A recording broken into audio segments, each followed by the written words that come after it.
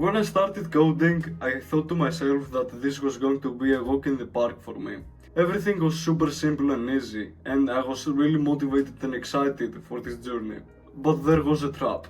This one. Pretty soon, I began to realize just how much there is in order to master coding. As a result, I started getting really demotivated, and I often thought to myself that maybe I wasn't meant for this. If you're a beginner with no guidance, this phase can be really tough. But I told to myself to give it more time, to persist. I didn't really know what I was doing, but I kept learning and practicing the basics. As a result, I made a breakthrough. Last summer of 2024, I made a small minigame using Pygame. It was a simple minigame with some very basic features, but it made me feel like I was finally becoming a real coder. Soon after though, I started doubting myself again. And this is where most people quit for good, thinking that feeling demotivated means that they are not meant for coding. But again, I persisted.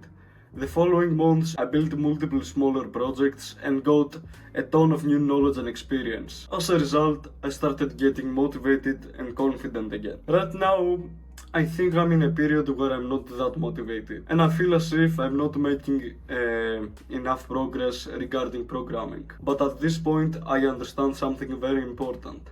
Persistence leads to breakthroughs. Why am I telling you this? Picking up a new hobby like programming can seem really exciting at first, but as time goes on, that initial enthusiasm fades away, and you start to lose hope. Most people quit at this point. In this video, I'll help you understand why this happens, how motivation really works, and why discipline is one of the most powerful skills when it comes to long-term growth.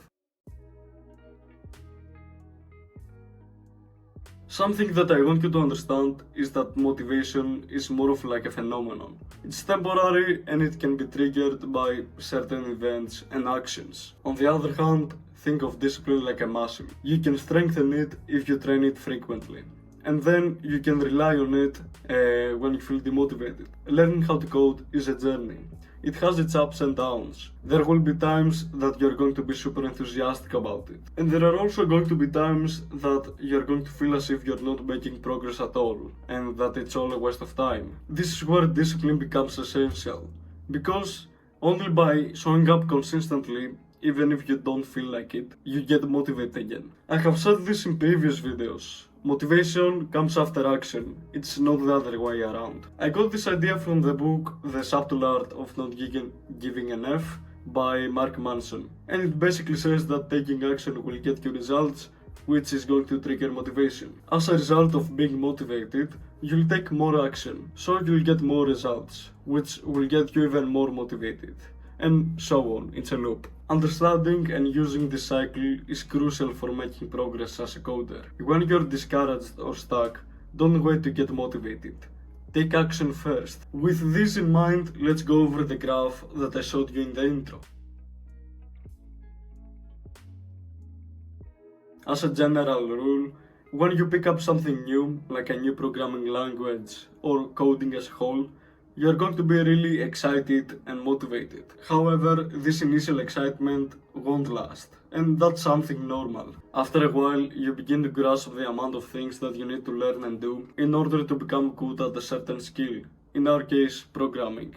And this thing derives you of any excitement. As I said in the intro, this phase can be really overwhelming for beginners, especially for those who have no guidance. Most of them quit and move on to the next thing.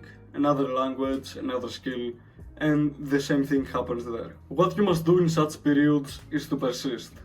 I have learned that through persistence and constant action, you are going to get rewarded. Perhaps you'll achieve some goals of yours, and as a result, you'll get motivated again. Just like I said, motivation is like a phenomenon. It can be triggered by certain events and actions. Persistence and constant action are going to be the things that will trigger motivation, if you give them enough time. But in order to be persistent, in order to keep grinding when you don't feel like it, you have to be disciplined.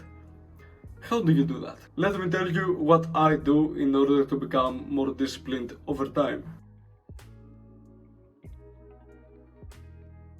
Put simply, discipline is your ability to do what needs to be done when you don't feel like it. Think of discipline like a muscle.